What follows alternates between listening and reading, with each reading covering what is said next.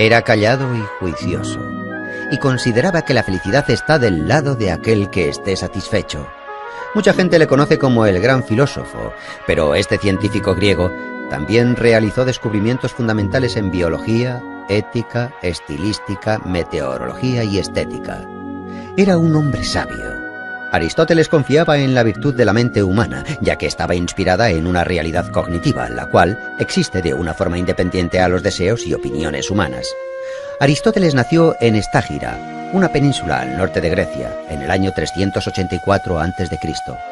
Su padre, Ninómacos, oficiaba como médico del padre de Filipo de Macedonia, el rey Amintas III. Tenía la reputación de ser un médico muy fidedigno. Le dio a su único hijo una inmejorable educación. Desde su niñez, Aristóteles estaba ya destinado a seguir los pasos paternos y, en consecuencia, se comprometió muy seriamente a los estudios de farmacología y anatomía y, probablemente, asistió a su padre en varias intervenciones. En el año 367, Aristóteles viajó de Macedonia a Atenas para continuar con su educación. Durante el viaje, el joven tuvo que hacer uso de sus conocimientos médicos para salvar a un ciudadano adinerado de una infección sanguínea. Por lo tanto, con solo 17 años, Aristóteles ya estaba considerado como un excelente doctor. Una vez en Atenas, Aristóteles ingresó en la Academia Platónica. Tras 2 años de duro trabajo y esfuerzo, ya era capaz de impartir lecturas en retórica. El joven Aristóteles se ganó la confianza del viejo Platón y el derecho de unirse al círculo de los filósofos más sabios, los platónicos. A pesar de que el estudiante apreciaba a su mentor, Aristóteles también hacía críticas de sus puntos de vista. Un ejemplo son estas palabras escritas con su propia mano. Amicus Plato, sed magis amica es veritas. Aprecio a Platón, pero aprecio más la verdad. Tras 20 años de impartir clases en la Academia de Platón, Aristóteles creó escritos sobre lógica, física, retórica y escribió tratados sobre la vida y el alma. En el año 347, cuando muere Platón, Aristóteles se traslada a Tárnea, en Asia Menor, pues allí se encontraba otro pupilo de Platón, Hermias. Una vez allí, el filósofo le ofrece su amistad desinteresada y su ayuda como consejero político. Aristóteles dijo: la amistad es lo más necesario en la vida, puesto que nadie podría vivir sin amigos, incluso aunque sea el más dichoso. Aristóteles residió plácidamente durante 3 años en el reino de Hermias, pero cuando éste murió, regresó a Macedonia. Con 40 años, Aristóteles tuvo una calurosa bienvenida en Macedonia. Filipo de Macedonia disfrutaba las conversaciones intelectuales del filósofo y le propuso hacerse responsable de la tutoría de su hijo, el futuro Alejandro Magno. Durante los próximos 8 años, Aristóteles fue el profesor del que sería el futuro conquistador Alejandro Magno. Ciertos históricos han llegado a observar que, sin las nociones éticas, físicas y lógicas que Aristóteles le inculcó, Alejandro no hubiera desarrollado esa habilidad de estratega militar. En el año 335, cuando el gran Alejandro ascendió al trono y comenzó con sus conquistas, propuso a Aristóteles crear unas crónicas que narrasen todas sus gloriosas victorias. Este se negó. El filósofo prefería las actividades pedagógicas y meditar tranquilamente en el seno de la naturaleza en vez de las campañas militares. Antes de cumplir los 50 años, regresó a Atenas para formar su propia escuela filosófica. La escuela aristotélica estaba cerca del santuario de Apolo Licio, y en su honor la escuela se llamaría Liceo. Para enseñar filosofía, retórica y lógica a sus alumnos, Aristóteles rechazaba los métodos tradicionales y les inculcaba la filosofía a través de discusiones mientras caminaba con ellos por el jardín. A la escuela también se le denominaba con el nombre de perípatos, una especie de galería cubierta donde se discutía y se paseaba. Aparte de la filosofía, en la escuela también se creaban físicos, históricos, astrónomos y geógrafos. Aristóteles les decía a sus pupilos: para tener éxito hay que seguir a los que se tiene delante y no esperar a los que se tiene detrás. Junto con algunos de sus alumnos, Aristóteles realizó varios descubrimientos en diferentes ciencias que crearon la base para investigaciones más avanzadas en siglos posteriores. Estaba muy en contacto con la filosofía de la naturaleza y así la clasificó en el mundo inorgánico, las plantas, los animales y los humanos. En política creó la reforma constitucional y el Estado sistemático. Él consideraba que la monarquía, la aristocracia y la democracia moderada eran la mejor opción. En la estética, Aristóteles introdujo el concepto de la catarsis, la clarificación del espíritu humano. Pero en el año 323, tras la muerte de Alejandro Magno, la posición social de Aristóteles se vio en peligro. En Atenas se sostenían las órdenes de los macedonios y, en consecuencia, la ciudad se vio inmersa en una reacción antimacedónica. Cuando Aristóteles tenía 60 años, bajo el conocimiento de que Alejandro había seguido las pautas científicas de Aristóteles, los atenienses exiliaron al sabio fuera de Atenas. El gran filósofo pasó el resto de sus días en la isla de Calcis, en Eubea. Murió en el año 322 a la edad de 62 años. En los trabajos de Aristóteles se concentran todos los conocimientos y experiencias griegas. Han pasado los siglos y al final, en el siglo XX, la República griega acuñó sus monedas con el rostro del sabio Aristóteles impreso en ellas, junto con una de sus frases. Todo hombre, por naturaleza, tiene aspiración al conocimiento.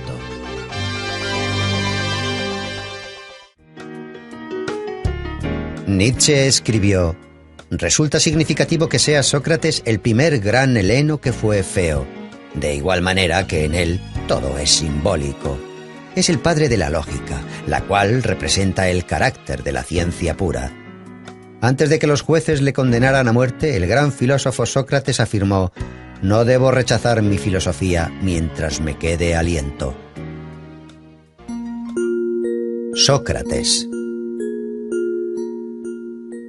El antiguo filósofo griego nació en Atenas en el año 469 a.C., en la familia del cantero Sofronisto y la comadrona Fainarate.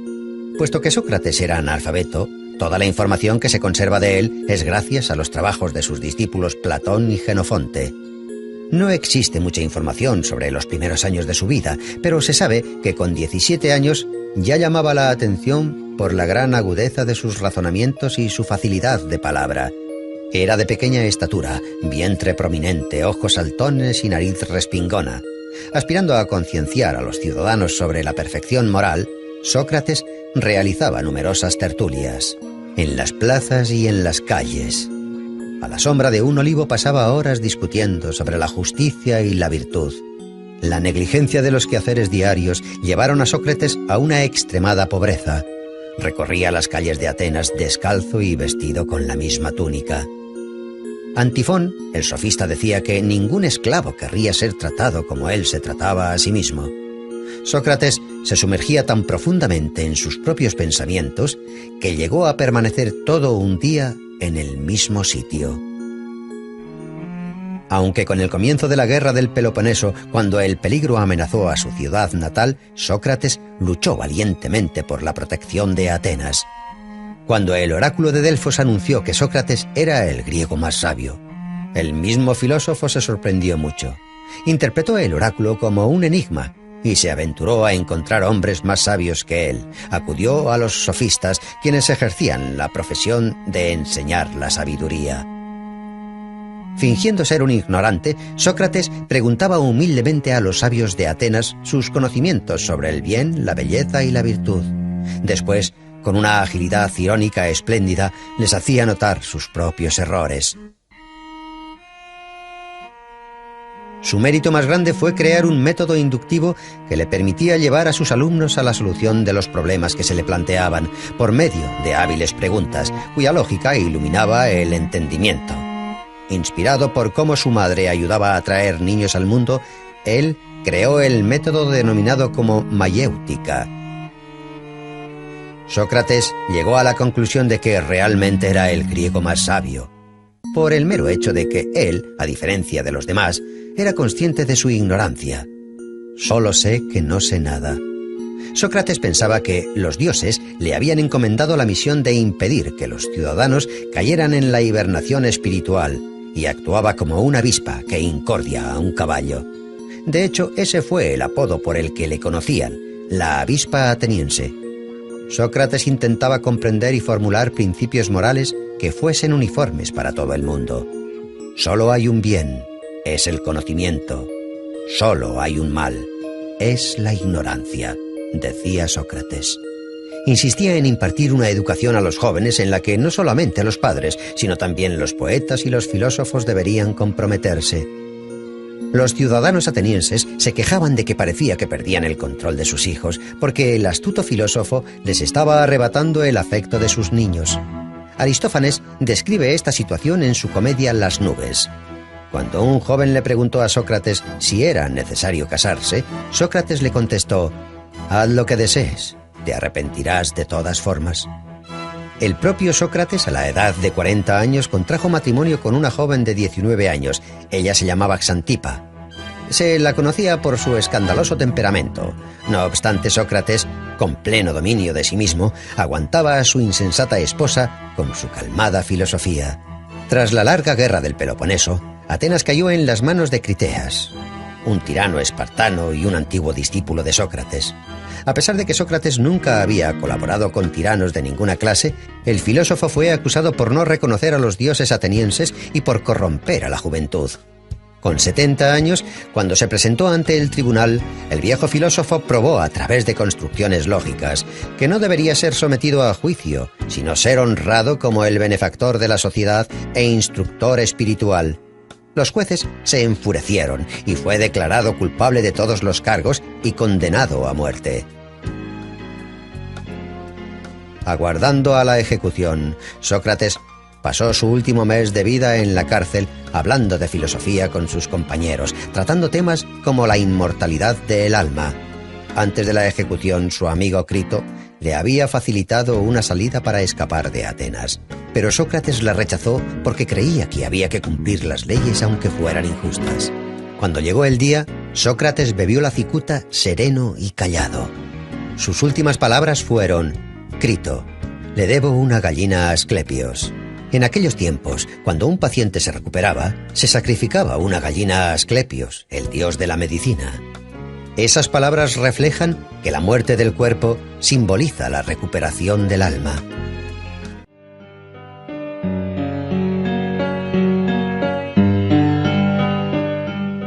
Este filósofo se convirtió en leyenda cuando aún vivía. Los rumores le transformaron en un profeta y después en un estafador. A veces le convertían en héroe de anécdotas y otras le tomaban por loco. No creó ninguna doctrina integral, pero toda su vida fue un ejemplo de servir a la filosofía. Diógenes el cínico, natural de Sinope, también era llamado Diógenes el perro. Este filósofo vivió en el siglo IV a.C. Se sabe que su padre era acuñador de moneda y toda su familia provenía de Sinope, territorio de la Turquía actual. Cuando Diógenes aún era joven, fue acusado de adulterar las monedas y enviado al exilio fuera de su ciudad. Diógenes no negó su parte de culpa. Pero ¿cuáles eran las razones por las que un joven de familia adinerada actuaba así? Según la leyenda, la razón por la que falsificaba monedas no era para obtener beneficios, sino por seguir las instrucciones del oráculo de Delfos. El joven Diógenes acudió al oráculo y le realizó la descarada pregunta de ¿qué debo hacer para hacerme famoso? El oráculo respondió: cambiar el valor de la moneda. Diógenes tomó la profecía al pie de la letra. El oráculo se convirtió en la consigna cínica y en metáfora de buena parte del comportamiento del filósofo.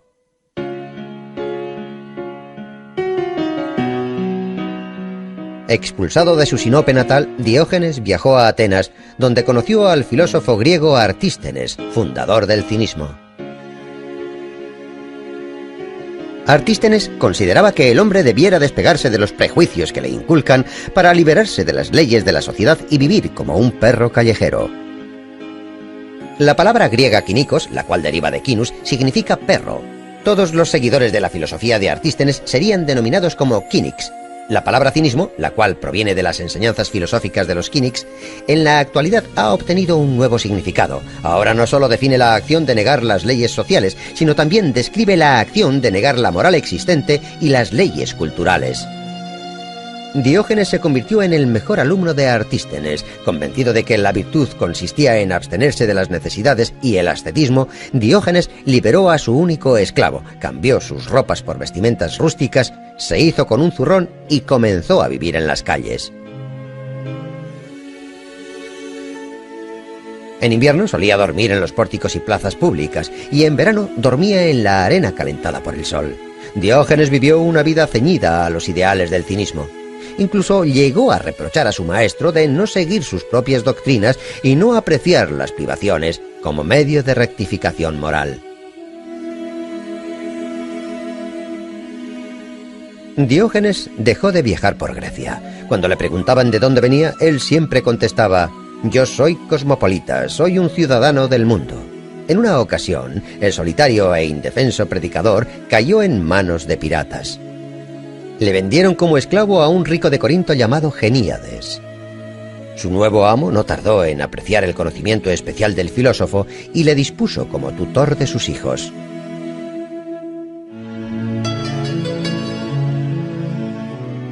A pesar de todas las penurias que tuvo que vivir, Diógenes siempre fue fiel a su filosofía cínica. Continuó como esclavo hasta el día de su muerte, pero ya que apreciaba su libertad interior, eso nunca le hizo infeliz. Diógenes llegó al extremo de su ascetismo. En una ocasión, tras ver a un niño beber del cuenco de sus manos, destruyó el cuenco de madera que era su única posesión, además de su capa, su zurrón y su báculo. El filósofo pensaba que el hombre no necesitaba nada personal porque todo lo necesario se daba en el nacimiento. El filósofo conocido como Diógenes el perro se comportaba como un animal descarriado. Rechazaba las leyes públicas y retaba las tradiciones ya establecidas. También se cuenta que el filósofo vivía en un barril y que los días soleados caminaba con una antorcha. Cuando le preguntaban la razón de esto, él contestaba: «Estoy buscando a un hombre honesto». La gente siempre le decía: «Diógenes, ya eres demasiado mayor. Es el momento de que te calmes». Pero el filósofo contestaba: «Ya casi he terminado. Ahora es el momento de correr, no de pararse». Su peculiar estilo de vida, su extrema agudeza y su irresistible energía hicieron del filósofo una leyenda de la antigua Grecia. De las muchas anécdotas de Diógenes, hay una que cuenta que Alejandro Magno en persona acudió a ver al filósofo. Alejandro Magno encontró al filósofo descansando en un ciprés cerca de Corinto. El omnipotente Alejandro se dirigió a Diógenes diciendo: «Puedes pedirme todo lo que desees». Entonces, la lengua afilada de Diógenes respondió: «Deseo que te apartes, me estás tapando el sol». Las crónicas históricas afirman que el filósofo vivió hasta una avanzada edad. La profecía del oráculo de Delfos se cumplió. La vida del filósofo desafió las bases de la sociedad y cuestionar las morales públicas le convirtió en toda una leyenda. El filósofo cínico de Sinope se convirtió en el símbolo de la libertad y la felicidad. Incluso el omnipotente Alejandro Magno, estando al filo de la muerte, dijo: «Si no fuera Alejandro, hubiera querido ser Diógenes».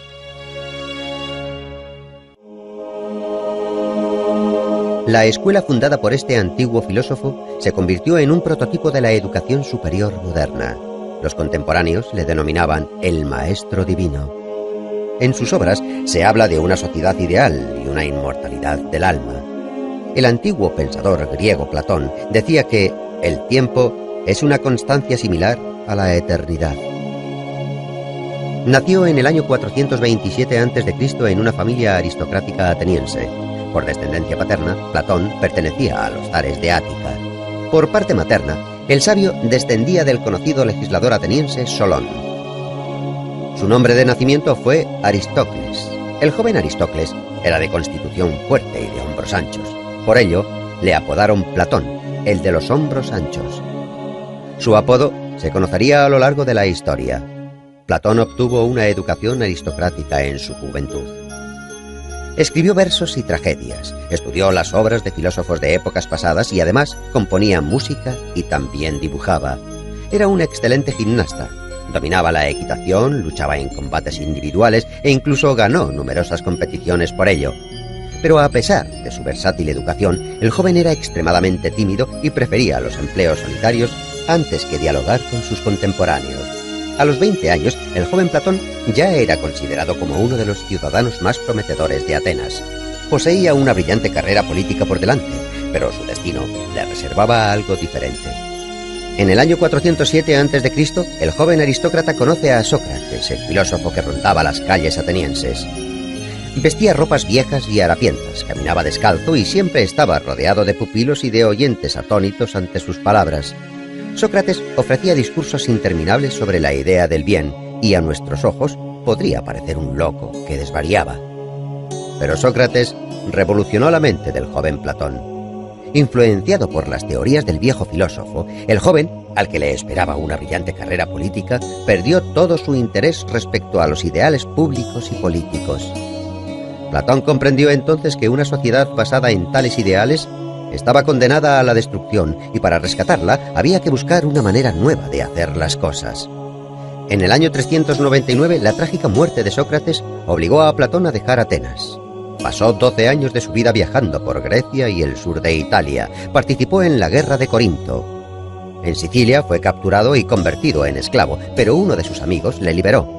Entonces decidió volver a su Atenas natal, donde fundó la escuela filosófica a la que bautizó con el nombre de Academia.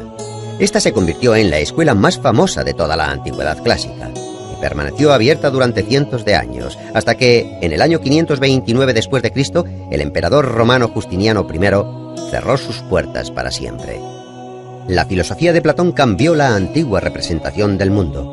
Sus teorías sobre los comienzos individuales del mundo y sobre la inmortalidad del alma se convirtieron en un prototipo de la religión cristiana. Platón comparaba el alma humana con una cuadriga, donde caballos blancos y negros tiraban de ella, los comienzos nobles y malvados del hombre. El ecuestre, que maneja la cuadriga, es la razón. Cuando el ecuestre domina los caballos negros, el comienzo del alma, el alma puede crecer hasta asimilarse a la de los dioses. Uno de los temas centrales en la filosofía de Platón, el cual se expone detalladamente en su obra República, es la estructura ideal de la sociedad y el Estado. Platón confiaba en la realización y en la encarnación de sus ideas. Para esa misma causa, a los 61 años Platón emprendió un viaje a Sicilia. Dionisio I, el tirano de Siracusa, alababa la filosofía de Platón e invitó al filósofo a llevar a cabo las reformas deseadas. Platón esperaba poder transformar Siracusa en un estado ideal, pero al verse envuelto en varios juicios, el filósofo tuvo que dejar la ciudad. No obstante, la decepción de Platón no fue extrema. 5 años más tarde regresó a Sicilia e intentó realizar su tan ansiada transformación de nuevo. Tampoco tuvo éxito esta vez. Tras este fracaso, Platón no volvió a abandonar su Atenas natal. Dedicó su vida a la academia. El filósofo murió en el año 347 a.C., dejando tras de sí una amplia herencia de escritos. Obras de Platón fueron transformadas en diálogos. A pesar de los años, estas obras siguen despertando el interés de las mentes científicas. La leyenda griega más conocida, escrita por Platón, fue el mito de Atlantis, una isla fértil, poblada y con una civilización avanzada. Como consecuencia de un cataclismo desconocido, probablemente un terremoto, Atlantis se sumergió en las aguas. Este pequeño episodio, escrito en el diálogo de Platón Crito, ha suscitado numerosas hipótesis. Los científicos discuten sobre el lugar, la época y, en general, sobre la posible existencia de la mítica Atlantis. En el año 2004, el Dr. Kunz, de la Universidad Alemana de Wuppertal, llevó a cabo un análisis vía satélite que mostraba fotos de ciénagas saladas cerca de la ciudad española de Cádiz. En las fotos se apreciaban claros remanentes de construcciones antiguas que concordaban con los relatos platónicos. El alemán creyó que Atlantis no era una isla, sino tierras bajas que fueron destruidas a causa de una inundación entre los años 800 y 500 a.C.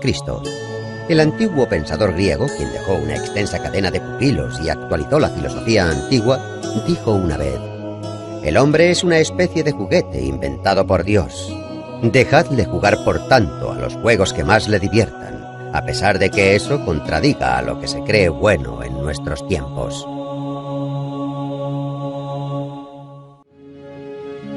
Hoy en día sus tragedias tienen el mismo éxito que en el siglo V a.C., aunque en su época sus obras provocaban el enfado de los espectadores y los competidores poéticos. ¿Cómo se atreve ese insolente poeta a alterar las tradiciones más fundamentales? Puede que esta sea la razón por la cual los historiadores que trabajaron en la biografía del poeta lo hicieran de tal forma que tantos siglos después es complicado diferenciar entre los datos falsos y los verdaderos que rodean la vida del dramaturgo. Una cosa está clara: a pesar de todo el peso de las innumerables críticas, Eurípides está reconocido como uno de los mejores poetas trágicos griegos. Los antiguos historiadores adoraban encontrar vínculos extraordinarios en los acontecimientos históricos. Solían afirmar que Eurípides nació el día de la gran victoria de los griegos sobre los persas en una isla cercana a Salamina. Por ello, el autor estaba destinado a alcanzar la gloria.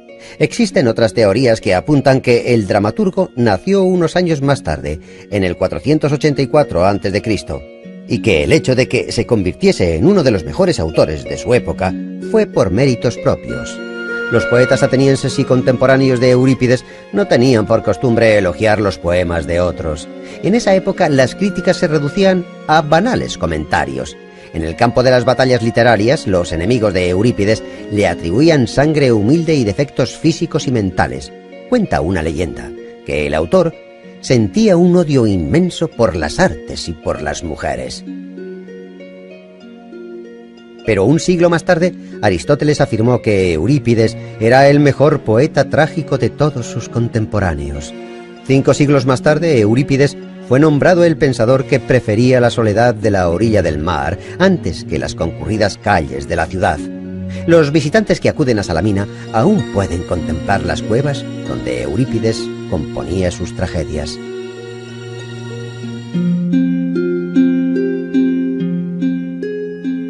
Como otros trágicos, las obras de Eurípides tratan de leyendas y eventos de la mitología que describen crímenes, asesinatos, venganzas, perjurio, incesto, autosacrificios glorificados, severidad, devoción y valentía. Eurípides usaba los mitos de forma inteligente. Fue el primer poeta griego en mostrar a la gente tal y como era en su vida real, con sus defectos y sus conflictos. Los héroes de las obras de Eurípides eran personas comunes con sus debilidades y sus grandezas. En la tragedia Ifigenia en Táuride, la hija de Únzar, habiendo superado el miedo a morir, algo natural en todo ser humano, sacrifica su vida deliberadamente por el bienestar de su pueblo. Otra heroína, Fedra, elige la muerte con el objetivo de limpiar su nombre, y en su última carta calumnia a su hijo adoptivo. En el año 455 a.C., Eurípides participó por primera vez en el concurso anual de dramaturgos. Durante más de medio siglo fue el competidor más duro del conocido Sófocles. Escribió alrededor de 100 tragedias, aunque solo consiguió hacerse con 4 victorias y la quinta se la otorgaron después de su muerte. Solo han llegado 18 escritos del autor hasta nuestros días. En tragedias como Medea, Hécuba y Andrómaca, el autor habla de problemas que eran objeto de especulación en Atenas en el siglo V a.C., temas como el papel de los dioses en el destino de un hombre, la racionalidad del mundo, Esparta como el enemigo de Atenas en la guerra del Peloponeso, etc. Al igual que Sófocles, su competidor más renombrado, Eurípides, utilizaba la mitología en sus escenarios. De hecho, los antiguos mitos eran su herramienta favorita para crear las tragedias. Los predecesores del dramaturgo eran expertos en volver a relatar los ya famosos argumentos. Eurípides fue el primero en desviarse de estas tradiciones y, con perspicacia, intentar sumirse en el mundo interior de los héroes y de sus sentimientos. En la tragedia Alcestis, por ejemplo, Eurípides utiliza la famosa historia mitológica sobre 2 hermanos que deciden vengarse de su madre. Pero al contrario que en el mito, la Alcestis de Eurípides no es la salvadora de su hermano. Lo verdaderamente importante para el dramaturgo era intentar descubrir los sentimientos de esos niños que osaron tener el coraje de pegar a su propia madre. Esta aproximación de Eurípides hacia los mitos desencadenó sentimientos contradictorios. Por una parte, existía una empatía sincera y por otra, una indignación noble. Pero era una blasfemia. Eurípides tuvo la osadía de cambiar una historia que todo el mundo conocía desde su niñez, y los atenienses, como todos los humanos que les vivieron antes y después de ellos, desconfiaban en todo aquello que era nuevo y diferente. Puede que este fuera el motivo por el que Eurípides fuera un incomprendido en su época. Es posible que esa fuese la razón de que abandonara Atenas en el año 408 a.C. para pasar el resto de sus días en Macedonia y trabajar en la corte de Arquelao como poeta y escritor. Allí, en Macedonia, entre los años 407 y 406 a.C., Eurípides falleció en las líneas de una triste primavera que podrían formar un epitafio. No debe lamentarse la muerte, debe lamentarse la vida destinada a la lucha y a una vida miserable. Desde los tiempos antiguos solo nos han llegado unas pocas imágenes del dramaturgo, pero visualmente demuestran que durante toda su vida Este hombre melancólico inclinaba su cabeza pensativo agradeciendo los reconocimientos, pero sin comprender los injustos y constantes ataques. Antes de que se implicase en el estudio de las ciencias, la historia parecía un mito. Su propia vida parece una leyenda. Patriota griego y un entusiasta de los viajes, fue el fundador de la etnografía. Fue escritor y científico, fue el padre de la historia. Heródoto de Halicarnaso dejó constancia de un ecúmeno, desde la civilización europea hasta lo que nosotros entendemos como civilización más moderna.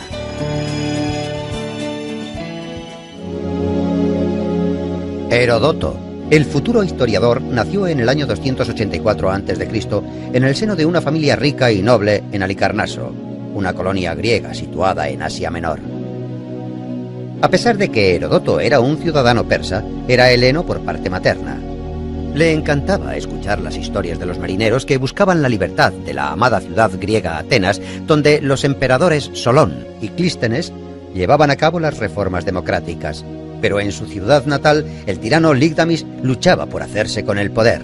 El joven Heródoto, junto a otros seguidores de la democracia, se rebelaron contra el tirano. La revuelta fue contenida y para salvar su vida, Heródoto tuvo que huir a la isla de Samos, uno de los estados más ricos de Grecia.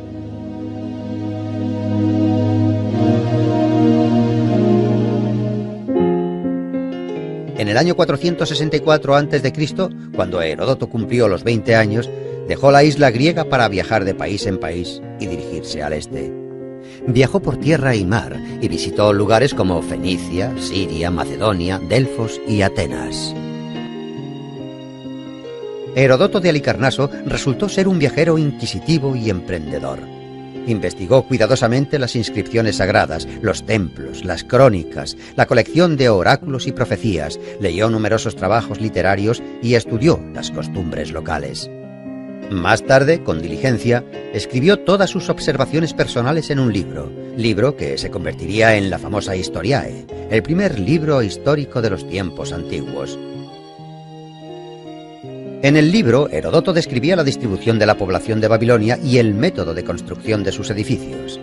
El sociable ciudadano Heródoto también viajó a Egipto y allí aprendió de los sacerdotes locales que en la pirámide de Keops constaba por escrito la cantidad de rábanos, cebollas y ajos que habían comido los esclavos mientras construían la pirámide. Heródoto visitó la costa norte del Mar Negro, donde se relacionó con la tribu de los escita, que eran personas bélicas y crueles.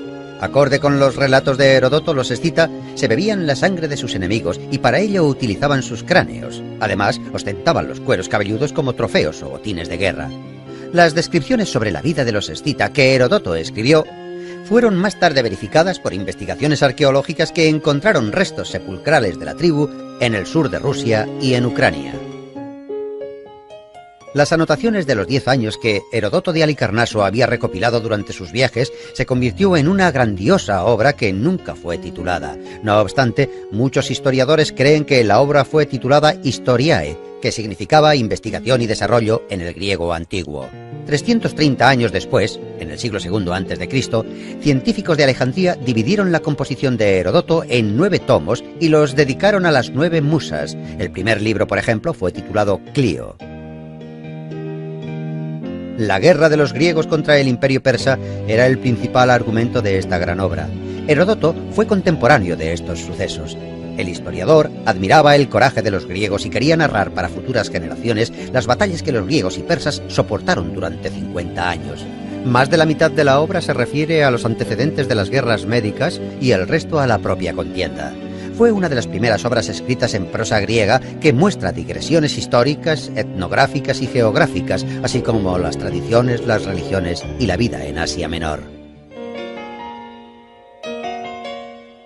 En el año 443 a.C., cuando la guerra entre griegos y persas llegó a su fin, Heródoto viajó al sur de Italia con el fin de encontrar una colonia llamada Turios. Finalmente, a la edad de 40 años, a Heródoto se le llamaba Turio, por haber ayudado a fundar esta colonia. Los investigadores opinan que este lugar fue su último cobijo.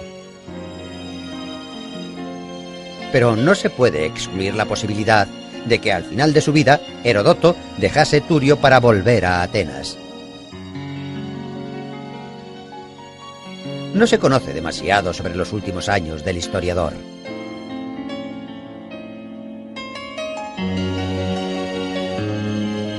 Probablemente participó en alguna reyerta política entre Atenas y Esparta y se dedicó a completar su monumental obra que nunca fue terminada.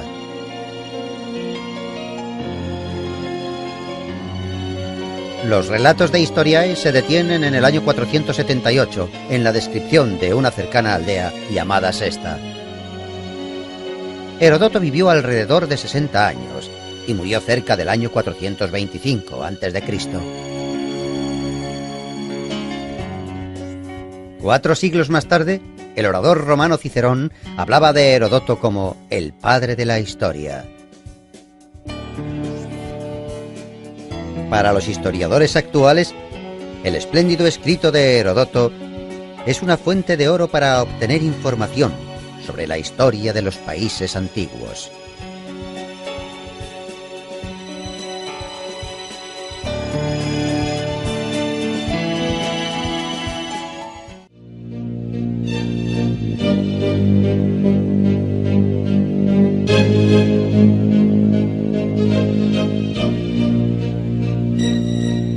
Sus contemporáneos escribieron: tuvo una vida larga y feliz. Creó infinidad de tragedias preciosas y murió sin conocer la desgracia. Escribió más de 100 obras, pero solo se conservan 7 de ellas, aunque éstas demuestran que Sófocles fue uno de los mejores poetas trágicos de la antigüedad. Sé osado. Lo que los sueños te traen con la luna, los rayos del sol se lo llevarán. Hijo mío, no hay mejor regalo que la vida.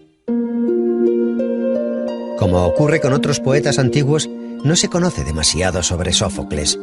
Nació en Colono, un pueblo cerca de Atenas. El autor haría conocido su lugar de nacimiento por medio de su tragedia Edipo en Colono. Era hijo de un rico armero llamado Sófilo. Otorgó a su hijo la posibilidad de recibir la llamada educación ateniense, que fomentaba el libre desarrollo del cuerpo y el espíritu. El joven Sófocles se inclinaba por jugar a la pelota y estudiar música. A los 16 años fue elegido director del coro de muchachos que dedicaba himnos a los dioses, para celebrar la victoria contra los persas en la batalla de Salamina. Esta batalla conecta a 3 de los mejores poetas trágicos de la antigua Grecia. Esquilo participó en la batalla de Salamina. Sófocles le glorificó por ello. Y Eurípides nació en esa época. Según ciertos estudios, en el año 480 a.C., Sófocles ya había comenzado a labrar su trayectoria como poeta trágico. Pero no fue hasta 12 años después cuando debutó como poeta trágico en las Dionisias, el concurso teatral que se celebraba anualmente en Atenas, y se hizo con el primer premio derrotando al gran Esquilo. Según la opinión de sus contemporáneos, Sófocles elevó la tragedia a un nivel superior, añadiendo un tercer actor en la escena y dando un mayor juego al diálogo.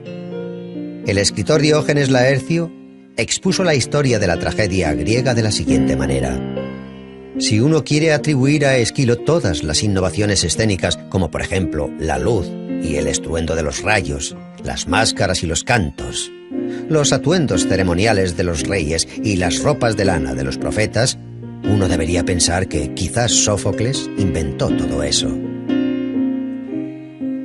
Además, a diferencia de Esquilo, Sófocles se centró, más que en el argumento, en los sentimientos y los sufrimientos de los hombres. Sófocles admiraba la fuerza mental que un hombre es capaz de demostrar. En su famosa obra Antífona, Sófocles comienza el estribillo diciendo: hay muchas maravillas en el mundo, pero el hombre es la más maravillosa de todas ellas. Con obras como esta, Sófocles se convirtió en uno de los poetas más conocidos de la antigua Grecia. En el festival en honor a Dionisio, ganó el primer premio en más de 20 ocasiones y el segundo más de una docena de veces. Pero nunca se permitió quedar el tercero, que para él sería el último puesto. Escribió más obras que muchos autores, 123 dramas, pero solo 7 han llegado a nuestros días. Áyax, las Traquinias, Electra, Filoctetes y la trama de la familia del rey Edipo fue quien otorgó la mayor fama a su autor. La trama consta de las tragedias Edipo Rey, Edipo en Colono y Antígona. En la tragedia Edipo Rey, Se narra la caída de Pericles al mando del Estado ateniense y se interpreta de una forma muy creativa. En la historia, los años de su gobierno se conoce como la época de Pericles, el período donde Atenas era fuerte y próspera. Sófocles era uno de los mejores amigos de Pericles. En el año 440 a.C., ambos fueron elegidos estrategos y participaron en la expedición ateniense contra Samos, acontecimiento que recoge Plutarco en sus Vidas Paralelas. El poeta jugó un papel muy activo en la vida pública de la polis. Incluso cuando Sófocles era ya un hombre muy mayor, fue elegido como uno de los 10 consejeros que, supuestamente, devolverían los años dorados a Atenas. Sobre la vida personal de Sófocles se desconoce la mayoría. Solo se sabe que tuvo 5 hijos. Hay quien piensa que un hijo de Sófocles, llamado Lofón, intentó atribuirle a su padre una enfermedad mental causada por su avanzada edad. El poeta dijo ante el tribunal: «Si estoy loco, no soy Sófocles. Si soy Sófocles, no estoy loco». Y a continuación recitó el comienzo de la tragedia de Edipo en Colono. Con admiración, el jurado se percató de que en efecto se trataba de Sófocles y por lo tanto no podía estar loco. La tragedia de Edipo en Colono fue llevada al escenario por su nieto, también llamado Sófocles. La representación tuvo lugar justo después de que, con 90 años, su abuelo Sófocles falleciera. Sófocles también era conocido por su afán a la religión. Según algunos historiadores, antes de que el templo para Asclepios, dios de la medicina, fuera construido en Atenas, Sófocles adoraba al dios en su propia casa. En su tragedia, un hombre antes de morir conoce a las Parcas. En uno de los fragmentos que se conservan, Sófocles advertía: «El hombre ha de admirar y valorar el júbilo de hoy. Los dioses cubrirán el mañana con mantos grises y oscuros».